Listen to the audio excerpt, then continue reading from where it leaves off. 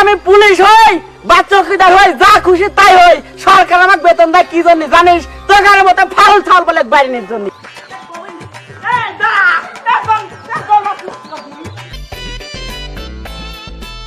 কি ব্যাপার পুলিশ ভাই, তুমি কি আমাকে অ্যারেস্ট করবে নাকি? তোমাকে তো অ্যারেস্টই করবে আইছি, তবে এ অ্যারেস্ট সে অ্যারেস্ট না।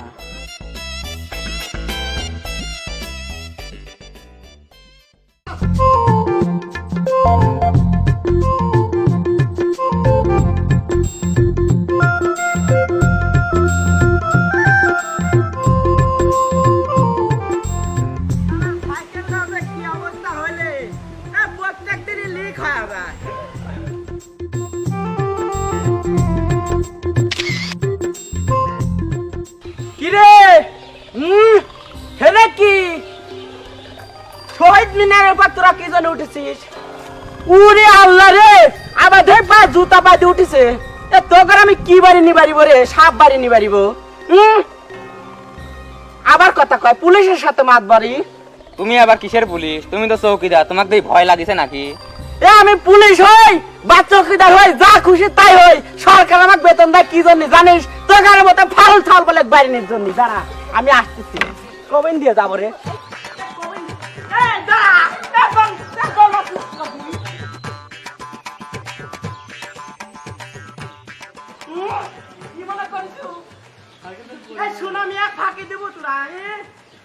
সরকার কি আমাকে বেতন দেয় এমনি এমনি? তোর ঘরে হচ্ছে গা জুতা পাই দিয়ে শহীদ মিনার।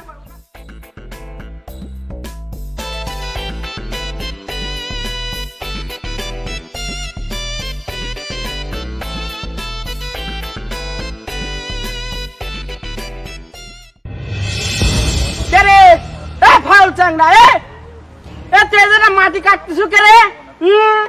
সরকারি কাজে বাধা। দাঁড়া, এখান থেকে মাটি কাটার পারমিশন কিরা দিছে রে? আমার জায়গায় আমি মাটি কাটবো, কার পারমিশন লাগবে আমার? কে রে? তোর জায়গা হলে কি করি রে? এই তো আমারই জায়গা। এই রাস্তা যেদিন হয়েছে সেই দিন তিনি এই রাস্তাটা সরকারের হয়েছে, সেটা কি তুই জানিস নি? সরকারের হলে কি হবে? এটা যায় যে আমার জায়গার দাগ এডি, আমার জায়গাতে নেই মাটি কাটতেছি। আবার মুখে মুখে তর্ক করতেছিস কে রে? আমাকে দেখে কি তোর একটু ভয় করতেছে না? আপনি কিরা যে আপনাকে দিয়ে ভয় করা লাগবে আমার? আমি কিডা মানে? আমি হচ্ছে পুলিশ। নে পুলিশ তো ইধার আবার পুলিশ পুলিশ ভাবলে দেখো। এ ফাউল কথা করছিস কে রে? আমি কিসের চৌকিদার রে? আমার ফাউল কথা? আমি হচ্ছে গ্রাম্য পুলিশ। তুই আমাকে কি কইছু? কি কইছি? তুই আমাকে কি জানি? তুই আমাকে চৌকিদার কইলু রে? আপনি তো চৌকিদারই। আমি চৌকিদার কে? আমি হচ্ছে পুলিশ। তোর জান আমি কইছি যে তোকে মাটি কাটপিট দেব না, আমি তোকে মাটি কাটপিট দেব না। তোর কিডা আছে? তোকে ডাকি নিয়ে আসি পারলি তুই মাটি কাটিস। কোদাল ছাড়। আরে রে, কি হইছে? আমার সাথেই করতেছে, মাটি কাটপিট দিবি না আমার জায়গার পার। ভাই শোন, আসলে এটা তো রাস্তার মাটি, আর এরকম রাস্তার মাটি কাটটা ঠিক না।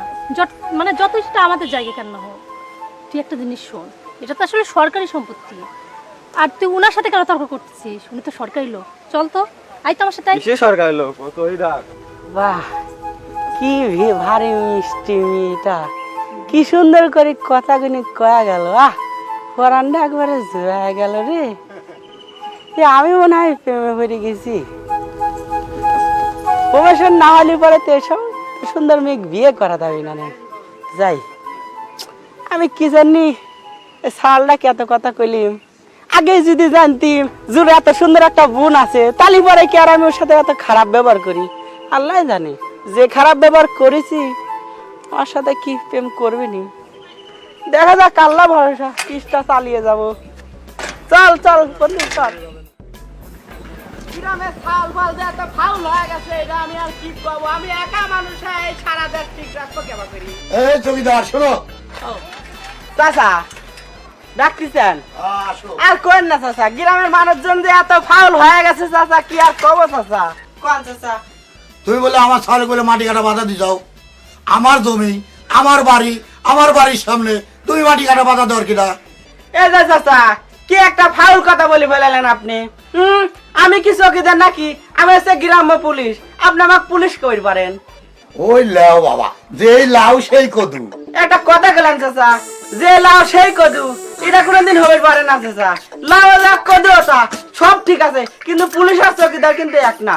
যাই হোক চাচা, কি জন্য ডাকিছেন আপনি আমার সেটা তাড়াতাড়ি কর, আমার আরো মেলা কাজ আমি আছে। ডাকিছি, তুমি বলে আমার ছাগল বলে মাটি কাটা বাধা দিছাও। আমার জায়গা, আমার জমি, আমার বাড়ি, আমার বাড়ির সামনে তুমি আমার ছাগলের মাটি কাটা বাধা দাও কিনা? দেবাই তো, সরকারি রাস্তাতে যদি আপনার সাল দিয়ে মাটি কাটিলা তাহলে আমি বাধা দেবো না? সে জায়গা রাস্তাটা তো আমার জমির উপরে বাবা, তুমি বাধা দেওয়ার কিনা কও? এই যে চাচা, এই যে পোশাকটা দেখতেছেন না, এই পোশাকটাই বাধা দিছে, বুঝেছেন? আগে আমার বেতন ছিল কত জানেন চাচা? 2500 টাকা। আর এখন আমার সরকার দেয় কত জানেন?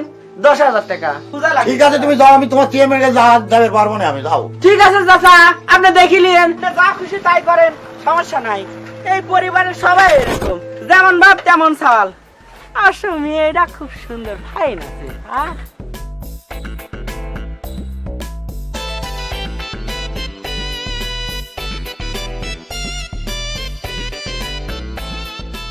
কি ব্যাপার পুলিশ ভাই, তুমি কি আমাকে অ্যারেস্ট করবে নাকি? তোমাকে তো অ্যারেস্টই করবে আইছি, তবে এই অ্যারেস্ট সে অ্যারেস্ট না, এটা হচ্ছে মনের অ্যারেস্ট। ও, তো পুলিশ ভাই দেখতেছি আমার মনে হয় প্রেমে পড়ে গেছে। ঠিকই ধরে যাও, তোমাকে যেদিন আমি প্রথম দেখেছি সেদিন আমি তোমার প্রেমে পড়ে গেছি। কিন্তু পুলিশ ভাই, আমার সাথে কি তোমার প্রেমটা মানায় কও? কে মানাবে না কে? আসলে দেখো, প্রেম করলে তো একসময় বিয়ে করা লাগবে। তো তোমাকে যদি আমি বিয়ে করি না, তখন সবাই আমার কি কবি? আমি চৌকিদারের বউ। একটু বিষয়টা কেমন কেমন না? এই একটা কথা কইলা, হ্যাঁ, এই চৌকিদাররা কি মানুষ না নাকি চৌকিদাররা বউ পায় না? আমি তোমাকে একটা কথা কই, বুঝছাও, আমি কিন্তু সরকারি চাকরি করি, বুঝছাও, বেতন কিন্তু 10,000। আসলে পুলিশ ভাই, তুমি না অনেক সহজ সরল মানুষ, এই জন্য এখন না 10,000 টাকায় তেমন কিছু হয় না। আচ্ছা যাই হোক, শোনো, বলো। যাচ্ছিলাম একটু বান্ধবীর বাড়ি, এই তোমার সাথে কথা বলতে লাগে আর দেরি হয়ে গেল। তাহলে এখন আমি যাই গা, আমার অনেক দেরি চলে হয়ে যাবে? যাচ্ছে। হ্যাঁ, আপনি যান, আসি। আচ্ছা ঠিক আছে, যাও। যাই হোক, আমার কথাটা একটু ভাবি দেখো, আমি কিন্তু সরকারি চাকরি করি।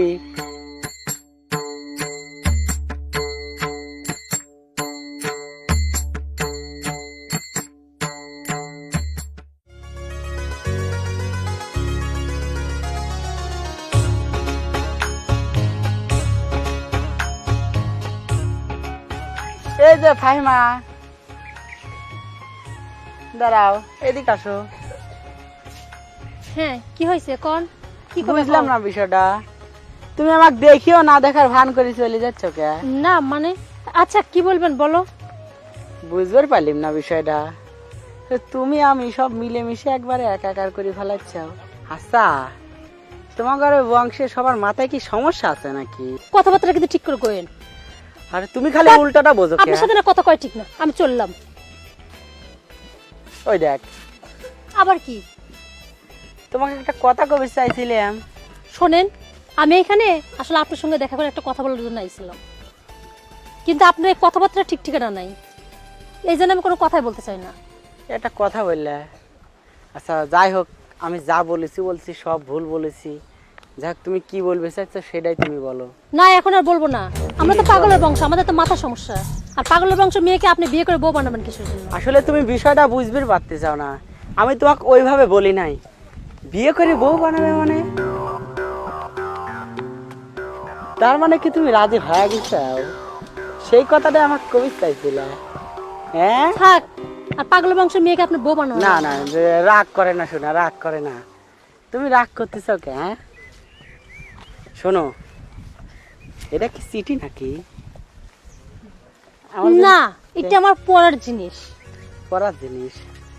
যাই হোক, তুমি তো এখন রাজি হয়ে গেলে, হ্যাঁ, তো চাচার কাছে কথাটা কি আমি কব না তুমি কবে? আচ্ছা যাই হোক, ওই যে আমার ভাই দেখে ফেলছে, আব্বাক যা নিচ্ছে সব কিছু বলে দিবে, আমার তো সমস্যা আছে।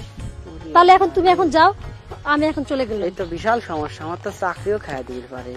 যাই আচ্ছা। হোক, পরে কথা হবে, আসি। তুমি যাও, হ্যাঁ, নাম্বারটা মনে রাখো, 01751।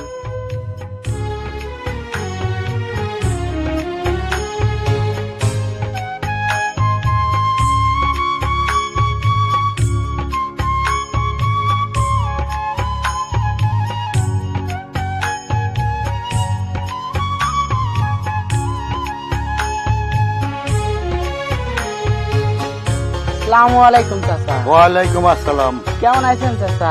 ভালো আছি। আপনার শরীর স্বাস্থ্য সব ভালো? ভালো। কি ব্যাপার, তুমি এত বিনয়ের সাথে সব জিজ্ঞাসা করছো, ঘটনা কি? সেদিন আর চ্যাটাং চ্যাটাং করে কথা বললে। ওই দেন চাচা, আপনি কিন্তু একটা এমন আবার কি সব কথা কইছেন চাচা। হয়েছে কি চাচা, আপনি আমাকে যত খারাপ ভাবেন, আসলে আমি কিন্তু এত খারাপ না, বুঝছেন? এই যে গ্রামের পর সাল পাল যে যে যে মনে করেন যত অসামাজিক কার্যক্রম করে বেড়াচ্ছে, এই সমস্ত কিছু দেখলে পরে আমার মাথা গরম হয়ে যায় চাচা। দেখেন সেদিন আপনি সওয়াল রাস্তার তেন কিন্তু মাটি কাটতে লাগলে আমি বাধা দিছি, আপনি কিন্তু আমার পর রাগি গেলেন, পরে কিন্তু ঠিকই বুঝেছেন যে আপনি সওয়াল ভুল কাজ করে লাগিয়েছিলেন। সেদিন দেখি শহীদ মিনারের উপর সওয়াল বল এই জুতালি উঠি কি লাসালাসি পারতিছে চাচা, আমার মাথা গরম কি এমনি এমনি হয় কন? মনে করেন গ্রামের পর ছোট ছোট ছাল ফল যে হারছে বিড়ি সিগারেট খাচ্ছে, আমার মাঝে মাঝে দেখে গাঁজাও খাচ্ছে, বুঝছেন? এই সমস্ত কিছু দেখলে পরে মিজাজ কান্না খারাপ হবে কন। তারপর আমি কিন্তু একটা সরকারি লোক, বুঝছেন? মানে কেউ অবৈধ কাজ করলে আমার মিজাজ খারাপ হয়ে যায়। এই জন্য এই যে লাঠিটা দেখতেছেন, এই লাঠিটা কিন্তু সেই কারণেই, বুঝছেন? যারা অন্যায় করবি তার জন্য লাঠি। হয়েছে কি চাচা, তাহলে কোনে যাচ্ছেন? তোমার আমার এই চিন্তা না করলে, এইগুলো চিন্তা করার জন্য বড় বড় মাথারা রয়েছে। আপনি কথাটা অবশ্য ঠিকই কইছেন চাচা, আমরা চিন্তা না করলেও চলবি, কিন্তু সমস্যা তো একটা চাচা, বড় বড় মাথা তো আর এমনি এমনি হয় নাই। ওই যে সেদিন দেখলাম টিভির মধ্যে ড্রাইভার, কি যেন ড্রাইভার, ওর কি ছিলে, সে আজ কোটিপতি হয়ে গেছে, বড় বড় গাড়ি লিবে ঘুরে বেড়ায়, বুঝেছেন? তাহলে এই ছোট থেকে তো মানুষ বড় হয় নাকি? দেন এই দুর্নীতির জন্য এই সরকারের সমস্যা হচ্ছে, দুর্নীতি করে মানুষ আর সরকারের দোষ দেয়, বুঝছেন? আর আমার ঘরে আপনার মতো মানুষের সমস্যা হয়। যাই হোক, শুনুন চাচা, আমরা যদি প্রতিবাদ না করি তাহলে তো আরো বেশি সমস্যা হয়ে যাবে। প্রত্যেকটা গ্রামে আমার মতো গ্রাম্য পুলিশ যদি কালে মনে করেন একটু সচেতন থাকে, বা জনগণ যদি সচেতন থাকে, তাহলে পরে কিন্তু এই দুর্নীতিগুলি হবির পারে না। এই যে মনে করেন কি যে আপনার সালতে মাটি কাটলে আপনাকে বললাম না, যদি কালে আমি বাদে আর একজন যা যদি বাধা দিত, কিংবা আপনিই যদি বাধা দিতেন, তাহলে পরে কিন্তু জিনিসটা কিন্তু ভালো হইতো, বুঝছেন চাচা? গ্রামে খালি দুর্নীতি বাড়িয়ে যাচ্ছে। তুমি থামো, তুমি যা বললে সব ঠিক আছে, কিন্তু ঘটনা হলো তোমার মতো আর আমার মতো সাধারণ মানুষ কি করবি? বড় বড় সব চোরেরা সব চুরি করে শেষ করতেছে। তোমার ও চিন্তা ভাবনা না করলে চলবে। তোমার কাছে তুমি যাও, আর আমার কাছে তুমি এখন সামান্য চৌকিদার। তুমি গ্রাম দেখার দায়িত্ব আছো, তুমি গ্রাম দেখাশোনা করো। আচ্ছা ঠিক আছে চাচা, যান। কিন্তু চাচা সমস্যা কিন্তু একটা, আপনি করে ছুঁয়ে গেলেন, বুঝছেন চাচা? আমি সে কোন দিনই করছি, আপনার কাছে কতদিন ধরে করছি যে আমি গ্রাম্য পুলিশ, আমার খালি চৌকিদার কয় যান চাচা, আমি বুঝতে পারিনি। অবশ্য আপনাকে একটা কিছু আমি এখন করিম নে, খালি করিম না একটা কারণে, আপনি সুন্দর একটা মেয়ে আছে, তার সাথে আমার ভাব ভালোবাসা আছে।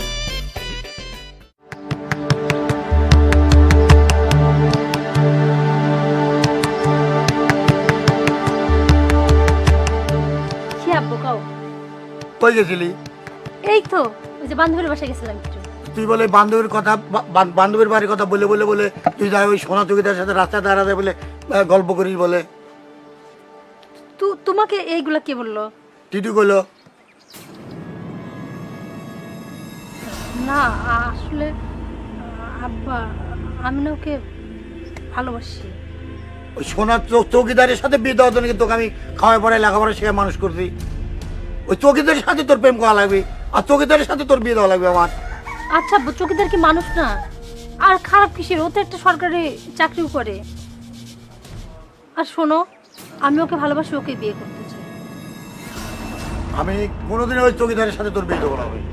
আমি ছেলে দেখতেছি, 7 দিনের মধ্যে তোর বিয়ের ব্যবস্থা করবো। আমি বিভিন্ন জায়গা থেকে ভালো ভালো ছেলে, প্রফেসর টফেসর বিয়ে আসছে যে, আর আমি ওই চৌকিদারের সাথে তোর বিয়ে দেবো নাকি?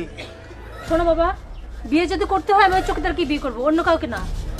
আর যদি তুমি ওর সঙ্গে আমার বিয়ে না দাও, তাহলে কিন্তু আমি আত্মহত্যা করবো। এটাই আমার শেষ কথা। 7 দিনের মধ্যে তোর বিয়ের ব্যবস্থা করতেছি আমি। কত ভালো ভালো ছেলে আমার কাছে বিয়ের প্রস্তাব নিয়ে আসতেছে, স্কুলের মাস্টার, প্রফেসর, কত সরকারি চাকরি ছেলে পেলে। আর তুমি ওই চৌকিদারের সাথে বিয়ে করার জন্য তুমি প্রস্তাব নিয়ে আসতে দাও, চৌকিদার ভালোবাসতে দাও, জীবনে ওই চৌকিদারের সাথে তোমার।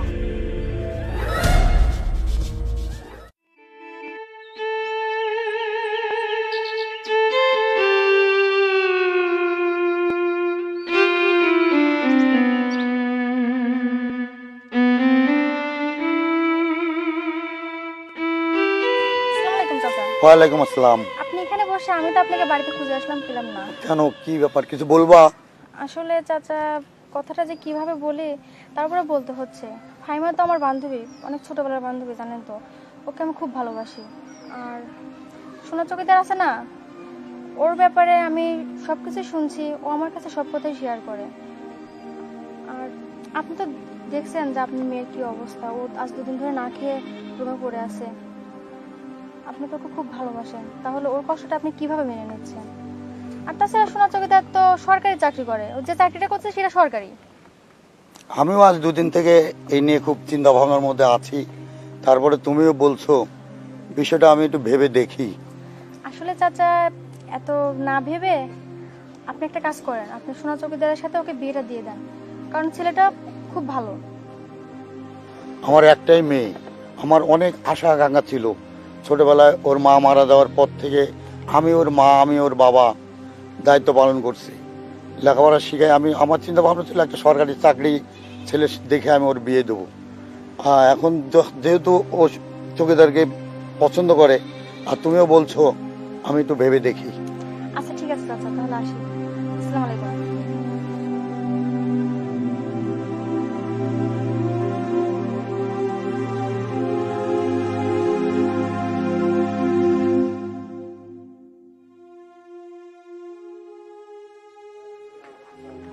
কে রে মা, তুই তো না খাই একবার অসুস্থ হয়ে বললি।